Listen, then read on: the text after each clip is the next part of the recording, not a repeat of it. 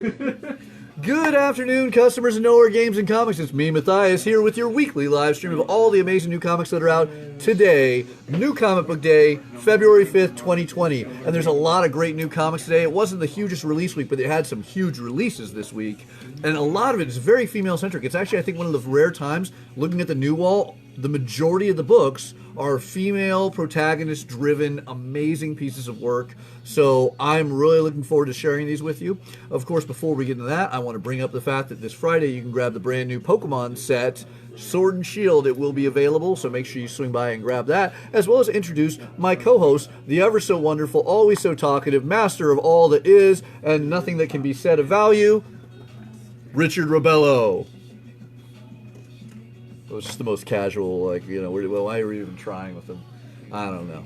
Anyway, thank you all for tuning in, whether you're watching live or checking this out later in the week. We do hope you, of course, swing by and check out all the amazing comics. But before we dive into the new comics, let's dive into the new graphic novels, as there's quite a few cool ones that I really want to talk about. I'm going to rehash a little bit of last week, because we still have copies of Nils, and that was an incredibly popular one, as well as Batman's 80 Years of Romance with Bat and Cat. That's coming up, especially as we're hitting Valentine's Day. But the one I'm actually really amused by, the spin-off of Menage 3, one of my favorite webcomics, and the amazing book that Giselle Lagasse has put out through Udon, is getting its spin-off, Sticky Dilly Buns. And if you're familiar with the book, it is, I know it's got the most hilariously ridiculous title, but it is an amazing bit of geek culture. Menage 3 references things that you all will be talking about in the shop all the time, and does it in such a fun way. Sticky Dilly Buns deals with one of the supporting cast of Menage 3, his boyfriend, former roommate, and friends. You get a lot of hilarious geek references in there. It is a better and far superior version of Big Bang Theory, basically. Then, of course, we have Die Volume 2 now out, so catch up if you're doing a trade reading. We still have the comics in stock if you need to read it that way, as we're continuing on with this amazing series by Kieran Gillen. And then the beautiful acetate cover of Harleen, Stephen Sage's amazing Black Label book that gives the origin of Harley Quinn, perfectly timed with the new Harley Quinn and the Birds of Prey movie out this weekend in theaters. And this is just such a stunning book. You need to read it if you haven't already. This unbelievable hardcover is actually going to make many of you repurchase it, because the acetate reveal is stunning. Beautiful, beautiful artwork by Stephen. Also a brilliant writer. You cannot miss out on this. If you didn't read it, you need to grab it. If you've already read it, grab it again. It's that awesome. So, moving on to the new comics this week. The one that absolutely shocked me, that is still one of the damn amazing picks of the week. This is an unbelievable read. Many of you guys might be familiar with Irene Adler, the American actress slash mystery sleuth. She is like Sherlock Holmes, except in this comic significantly better, because she makes him look simply elementary. Yes, Irene Adler joins Jane Eyre and a cast of other amazing historical female figures and literary figures of notable Victorian female prestige, as she must go against the Napoleon of crimes, Moriarty himself, while Sherlock Holmes is up dealing with the Hounds of Baskerville. This is an awesome comic by World Fantasy Award winner Lavi Tidar, and amazing artwork by Paul McCaffrey. You're definitely going to want to give this one a read. Really, really cool. And then Jason Hauser just read about the Star Wars Clone Wars comic series coming out. And yes, you can pre-order it through us, absolutely. Anytime you ever want to pre-order, just feel free to give us a call, swing by, leave a message in the comments, or message us directly here on Facebook, and we will be happy to take care of that for you. We have catalogs with the next 3 months worth of comics out at the front register at any point given time. We're always happy to take pre-orders, even on things that haven't been solicited yet, like Batman's upcoming 3 Joker storyline by Jeff Johns. But yes, do not miss out on Adler. This is a great one. We, of course, have the new Image comic, After Realm. Really fun new series that will be starting there by Michael Avon Oeming, the same gentleman who brought us Powers alongside Brian Michael Bendis. If you love Sanrio, as many of you I know do, or the Netflix series based around this character, Agaretsuko, we can do this today. The fun character is back. She is a salary-working female secretary who loves her death metal and karaoke. You do not want to miss out on this awesome Oni series because it's already blowing up on the aftermarket. Really fun right there. Amazing Spider-Man Daily Bugle restocked in case you missed out on it last week, just like we have American Jesus constantly in stock, soon to be a Netflix series. Ant-Man has a new miniseries by Zeb Wells and Dylan Burnett for you fans of Scott Lang. We still have Atlantis Attacks. If you want to see Namor taking out the Marvel Universe and all its Asian affiliates, the former or rather new Agents of Atlas. Backtrack is a fun story of a race through time written by Brian Jones. It is an awesome new Oni book to go alongside Agaretsuko. Batman may be out of stock right now, so make sure you get your reorders in if you want to continue reading James Tynion's amazing tale of Batman fighting down Deathstroke. But if you want something else Batman, how about this great 100-page giant reprint and new stories for just $5, featuring characters like Joker, Two-Face, Batwoman, and more. Yes, it does reprint those amazing Greg Rucka Batwoman stories. Our awesome friends at Mad Cave Studios have Battle Cats Tale of Valderia, a new miniseries for the Battle Cats, out today. Well, Marvel continues to bring us Black Cat. This awesome ongoing has ever so stunning covers by J. Scott Campbell and a great Gwen Stacy variant by Gomez. We're having, of course, the Gwen Stacy theme variants this month on all the Marvel books because Gwen Stacy is getting a miniseries by Christos Gage and Todd Knox starting next week. Butcher of Paris, the amazing Dark Horse tale of a serial murderer in World War II, killing Jewish people right under the noses of Nazis because, unfortunately, who is paying attention in this twisted historical horror reality? This is an amazingly just dark, macabre tale that Stephanie Phillips is bringing forward that has true historic value and is just an unbelievable piece. You guys need to give it a read. It is amazing. Captain America, The End. Eric Larson is back at Marvel. Yes, the man who went and founded Image, the man who made the Savage Dragon, the man who did some of the better Spider-Man stories following up the wonderful Todd McFarlane. Yes, he is back for the final tale of Steve Rogers, our beloved Captain America, with some great variants available that we are sold out of, so we are down to just that cover. But if you want the variant, give us a heads up. Then we hit Conan, Battle for the Serpent Crown. After the Serpent War, we now have a new miniseries as Conan integrates himself into the Marvel Universe. And to this, I go to my Hyborian expert himself. Oh, he's already got it there. Richard Robello. Grab the alternate cover, the variant there, because it's just badass looking. If you're a fan, sorry, is that better? Yeah, that's better, All right. If you're a fan of Conan, this is right up your alley. Obviously, we know that Conan's in the modern age, and what city could possibly make that story any more exciting than Las Vegas? While everything is new technology, new world, the City of Sin is as debaucherous as all of Conan's normal adventures, so he fits right in. He goes on I guess a little crime spree of his own, thinking that he is going to be ripping off or stealing from a big crime boss or a bad guy, but it's Mephisto that's actually pulling the strings, and it's a very exciting story here that's being set up. So looking forward to seeing what goes on in the next issue. All right. Moving onward, we have, of course, the horror that is Daphne Brown, part of the Hill House series by Stephen King's son, Joe Hill. More dark DC books, part of the Black Label, as well as the 11th chapter of the beloved Sea Dogs backup. This story continues on in issue 2. Then we hit Dark Agnes, which I'm going to share a discussion with on this, because being a big Robert E. Howard fan, seeing Becky Cloonan do another character that's not Conan, I think it has both of us excited. Yeah, I really enjoyed this. I mean, again, if you're a Robert E. Howard fan, if you like Conan, if you like the the Serpent War, the crossover that they just did, and you weren't familiar with Dark Agnes, that introduced you to her.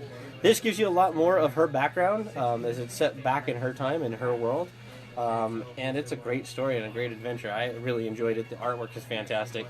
I'll let you. No, I'm not gonna lie. I wasn't gonna pick this up. I decided, I gotta read everything for you guys, and I felt like the biggest idiot in the world, not intending to buy a copy myself, because when I finished reading it, I was in love. This was a story or a character that Robert E. Howard never had published during his life. In fact, these stories stayed unpublished until the 1970s, 40 years after Robert E. Howard's death. It was written, or based loosely off his girlfriend, or his on-again, off-again girlfriend at the end of time. But it's set in the 16th century, and this woman makes Red Sonja, who I love, seem light by comparison. She's a heavy drinker, an awesome swordswoman. I actually got to say, I love her partner. Was it Valier or Venier? It's a French name. It's her partner that's been around in several of her stories. Yeah. And I can never pronounce his name. Yeah, but he is just an amazing bit of fun. Yeah, he's much better than they wrote him in the Serpent War, which he appeared, I think, once or twice in, really briefly. A great counter to the Agnes character. It's a lot of fun to read. I'm looking forward to this series. And I love this cover because the writer, Becky Cloonan, drew this cover. I mean, she's always been a brilliant artist, but, both covers are amazing. Like, my only thing I can complain about is that, Luca Pizzari, the artist, apparently has never, drank wine before, because every time he defines somebody drinking wine, it's just slobbing down in, like, jam-like, fluids out of their, cup. But, I mean, it that is might be how he beautiful drinks artwork. wine. It could be. Maybe he just, like, freezes it, makes it a slushy. Yeah, but no, it's an awesome story. If you're a fan of Red Sonja, you definitely need to be reading it. But really, any, 16th century musketeer, tone, Conan-esque, just everything about it's awesome. I love it. You're just into action adventure. Yeah. And you're looking for something new to read. Great female protagonist, too. Fantastic. She is not afraid to pull punches and put men in their place. Something Richard, would hate, but... I don't mind putting you in your place. Yeah. All right. And now with that awkward transition... It's actually perfectly right next to Vampirella. Also, if you're a Vampirella fan, definitely check this out. Yeah. So, really good stuff. I'm I super enjoyed excited it. about this. Yeah. So moving on, we also have another interesting one that has some great usage of female creators and protagonists in DC's Crimes of Passion. It's an 80-page anthology focusing on characters like Catwoman, Batman, Nightwing, Batgirl, Green Arrow, and more, with some of the top talents currently writing for DC, including James Tynion, the current writer of Batman. This awesome 80-page giant is perfect in time for the holidays of Valentine's Day, or just in general, great DC storytelling. Dr. Doom is back for issue number 5, and of course also has a Gwen Stacy variant that is just amazing right there. Genlock hitting issue number 4 from our beloved friends Jackson Lansing and Colin Kelly, doing a great Rooster Teeth crossover. I know all of you are waiting for the next Genlock series to appear on, I believe it's HBO. Well, you can just dive into the comic right now and basically get season 1.5. Then, one of my favorite DC characters, Green Lantern, gets a facsimile edition of his first appearance in Green Lantern number 1. It is awesome. It is unbelievable. It is yours for a mere fraction of its main value at just $4 for this wonderful facsimile edition. That's like half off. That's more like 0.5% off. Harley Quinn, number 7. I had a really hard transition on that bad joke there. I just let you die in it. Yeah. So Harley Quinn, it's issue number 70 as Sam Humphries gives us a little bit of fun on this amazing book. We have a absolutely stunning Frank Cho variant to go along with it. You definitely don't want to miss the Clown Queen, I suppose, Clown Princess. I'd give her the Queen title, especially in the same week that she's going to be getting her brand new movie with Margot Robbie playing her role in Harley Quinn and the Birds of Prey. The great Tom Taylor, the man who brings us Deceased and so many other absolutely amazing comics, is bringing us an Immortal Hulk one-shot that's really not about the Immortal Hulk. It's about Spider-Man with Hulk powers. It is a beautifully amazing done title with Molina doing interior artwork. We have an awesome variant cover right there. Do not miss this standalone issue, whether you are a Spider-Man fan or an Immortal Hulk fan.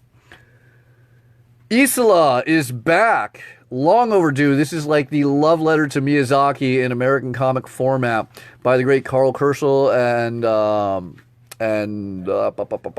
this is killing me right now. Brendan Fletcher. Yes. So make sure you grab the 10th issue of our thankful return to the wonderful world of Isola.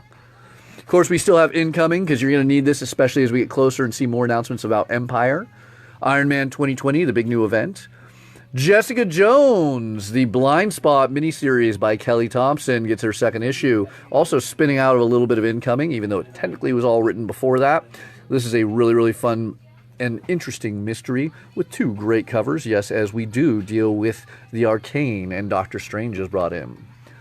Then, of course, Joker and Harley, Criminal Insanity. It's not like any Joker or Harley Quinn story you've ever read, but Kami Garcia gives us an amazing serial murder story, skinned over with the DC characters, with absolutely breathtaking artwork by Miko Suyan, Jason Baudour, and more. 2 awesome as all can be covers.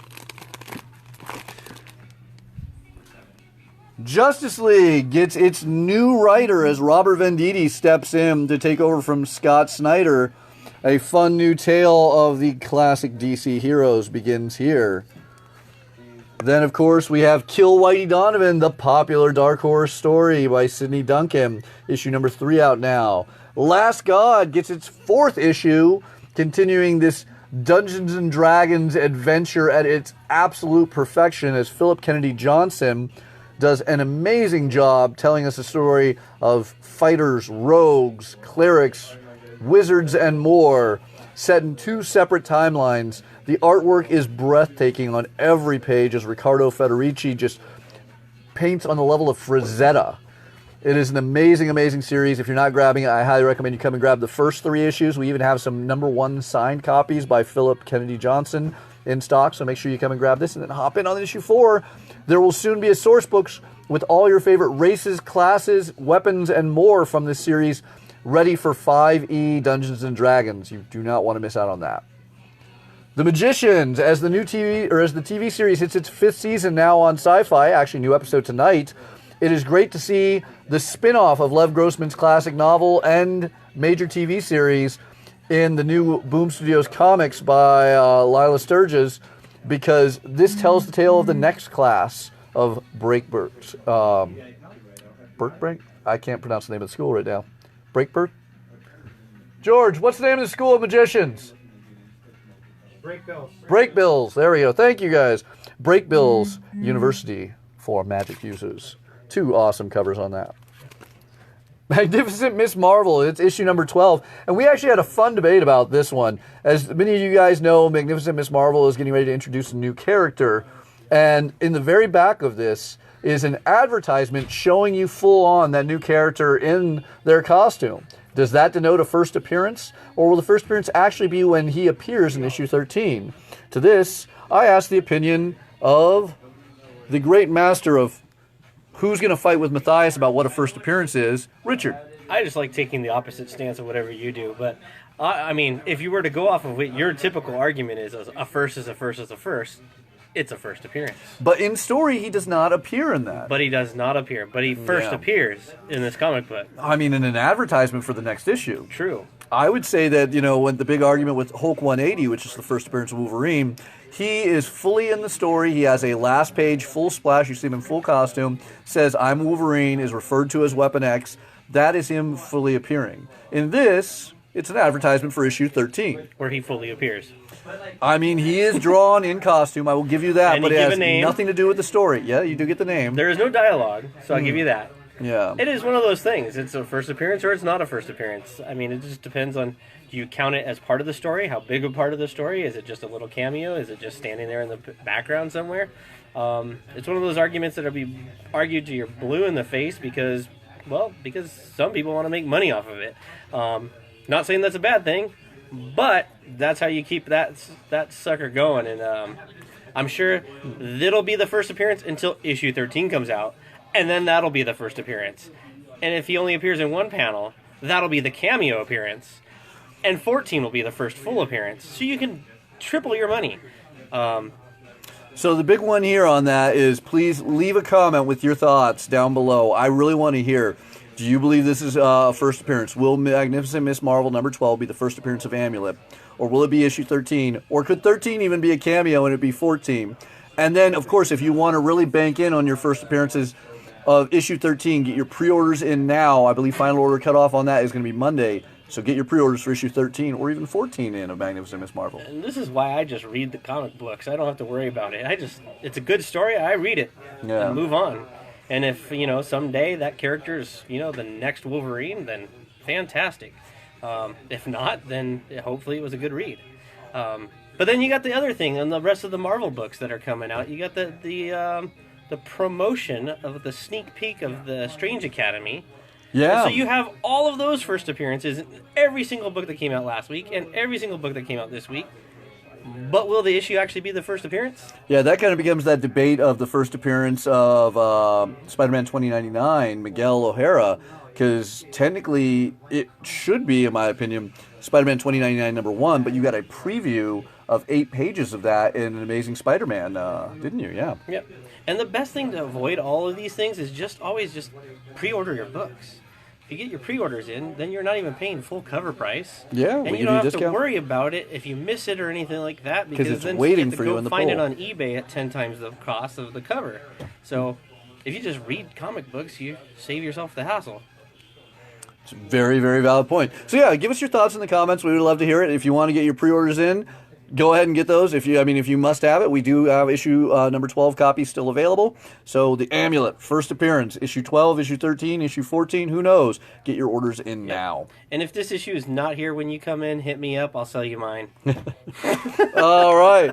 Then we hit another new #1 from Aftershock, The Man Who Effed Up Time. I mean, I could say the word, but it's just purely ampersanded up in there.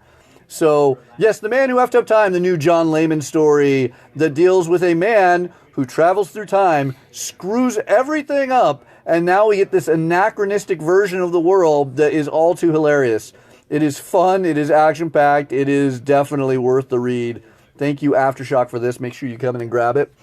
Marauders, issue number 7 out this week. The last page has my heart frozen. I cannot wait till issue number 8 to hopefully breathe again, knowing that what happened hopefully didn't happen. But Marauders, awesome book. In my opinion, the absolute best of the Dawn of X books. Let's turn to my Krakoan expert to hear his thoughts. You want to hedge your bets? The book that you just bought last week, I'll give you half of what you paid for it. Just in case what happens at the end is what happens at the end. And for reference, I bought a first appearance in an X-Men book last week that directly involves this last page, and I'm, once again, not because of the value aspect, just like, I love this character so much, I can't, no. 3/4 off. Anyway, this is a great book. This is, again, goes back and forth between the two of us. This is #1, #2. Either way you slice it, you're getting a great comic book when you pick up Marauders.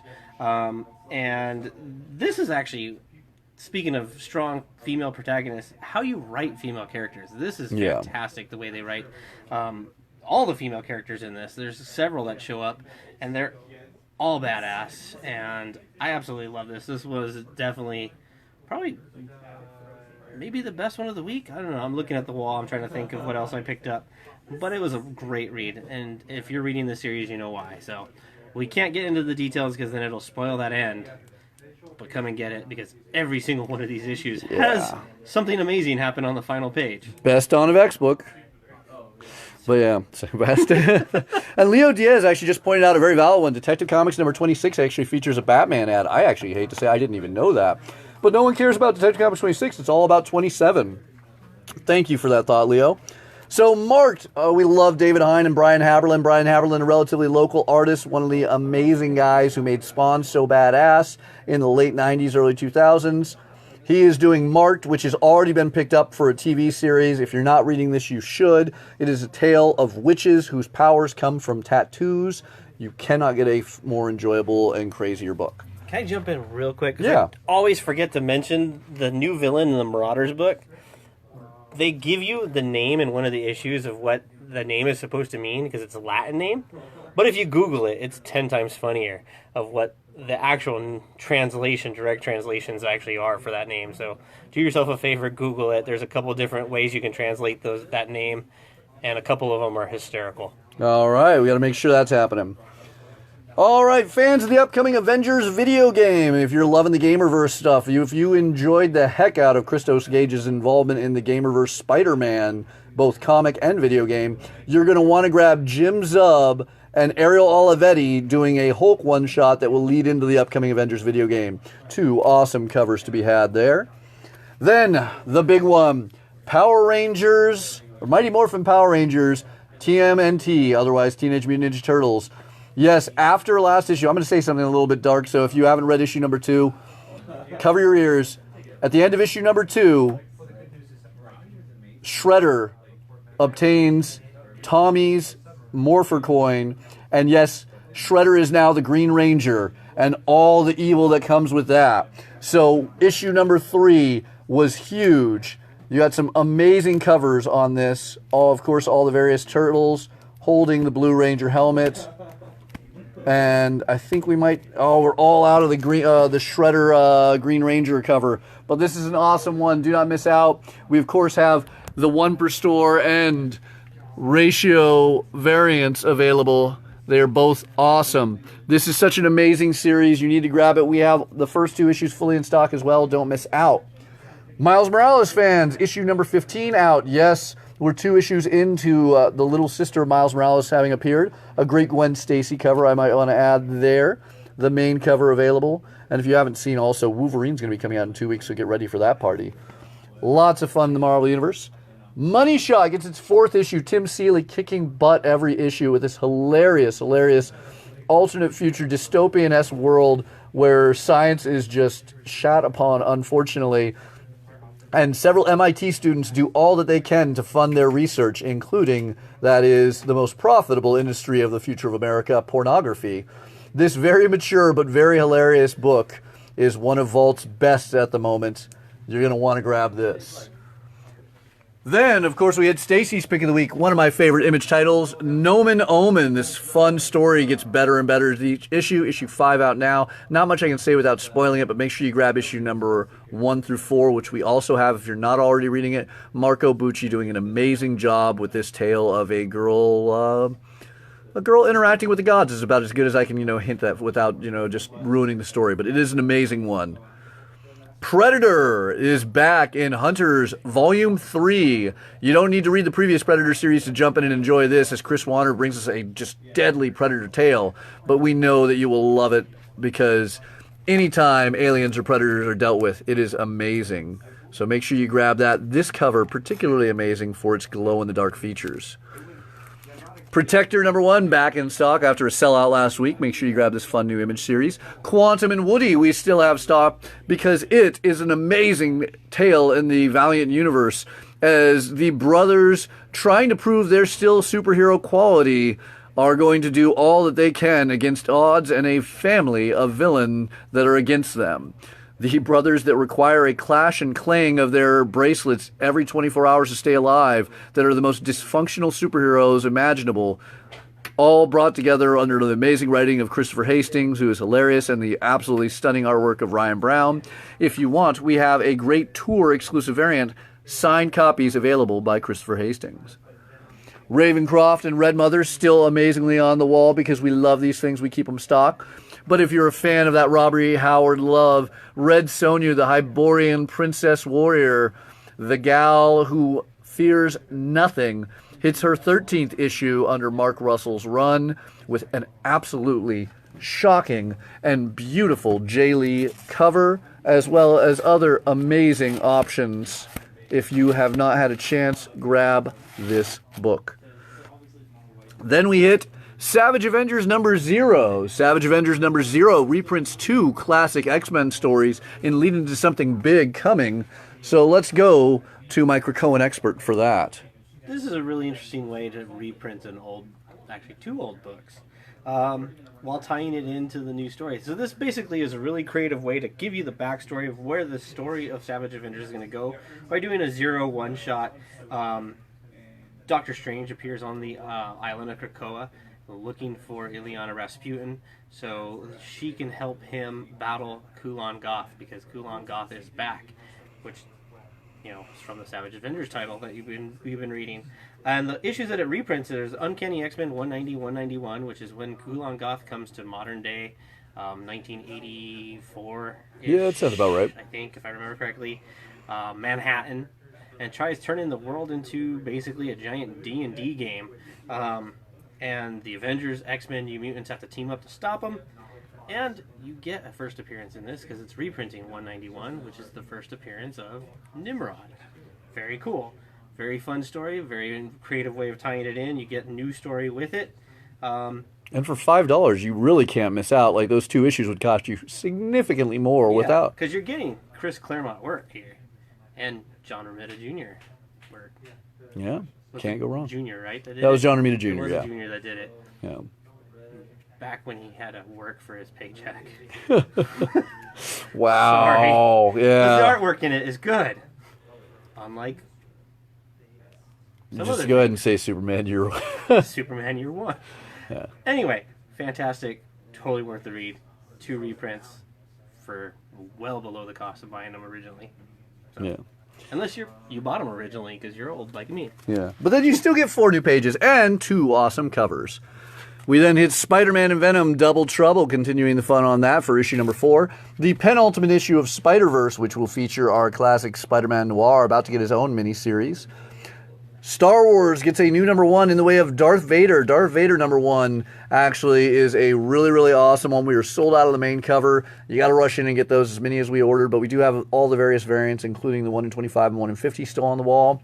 So make sure you grab that. It is the tale, post-Empire Strikes Back, of Darth Vader, a.k.a. Anakin Skywalker, who is having to deal with the fact that he now has realized he has 2 children that he long since thought were dead. And how does that affect him? Thoughts of his former wife, Padme Amidala, and more all come in and affect the mental state that is Darth Vader, the Lord of the Sith. Really interesting tale from a perspective we have not got to see, set in between Empire Strikes Back and Return of the Jedi. I cannot wait to see where Grey Pak takes us with that. Sorry, no, Charles Soule takes us with that. Then we have Strike Force, issue number 6. It is basically the supernatural hunting team of Avengers as they continue on under Teenie Howard's run. Then, for those of you who may not have liked the recent State of the Union, you'll probably love the Superior AOC as Alexandria Ocasio-Cortez, if I pronounced that right, gets her goofy comic right there. And whether you're a Trump fan or a Cortez fan or AOC fan, you will enjoy this book. It is funny on all ends. It does not matter which side of the lane you are on or which side of the aisle you were on. American politics, man, that's hard. Make sure you hop in and grab issue number 2 of this. It is hilarious. Great variant cover there, too.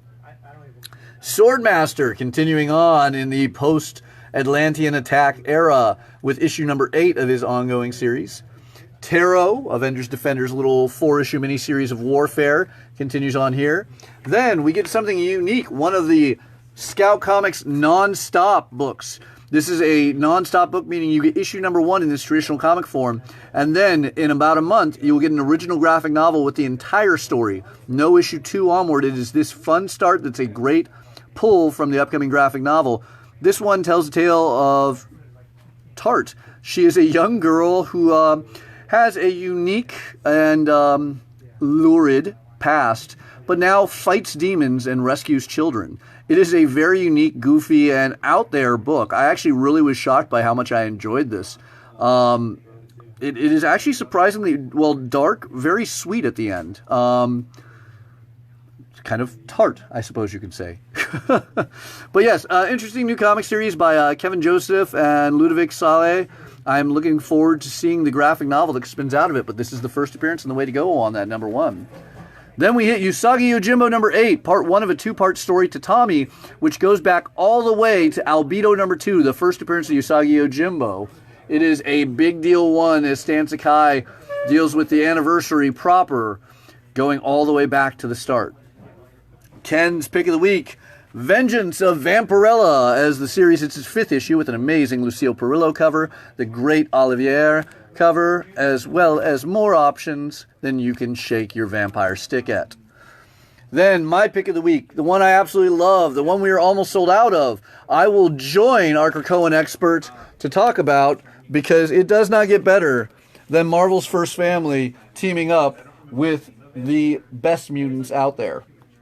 Yeah, you can't get any better than taking a Hickman concept and having Chip Zdarsky write it. With the Dodsons, both Terry and Rachel Dodsons doing the interior artwork. It is fantastic. It is what I was waiting for and hoping for. While it is an issue 1, and with issue 1, you get a lot of setup for what's going to come. Zdarsky just is a master at writing, and he just makes it exciting. There's a lot of family drama. There's a lot of animosity. They almost get into a fight with the X-Men. Almost. They do. They yeah. do get in a fight, but it's kind I saw of a that punch tame the thing fight. through, yeah. it could have been way worse. Let's put Yes. it that way. And then Reed Richards does something to his son that gets his own family against him, which is it was the drama in this is fantastic. And we're not even talking about like the big ending. Oh No. my god! Yeah. Like So basically, if you don't know what the concept of this is, and you haven't seen us solicit this in the FOC video that we do, there's one mutant that the two teams share in common. Nate Richards. Franklin. Franklin. Why am I saying Nate? That's his dad. The dad. That's Reed's dad. Yeah. Reed's no. dad. I went Franklin, backwards, Reed's sorry. son. Yeah. Franklin Richards. I apologize. Franklin Richards. Live stream.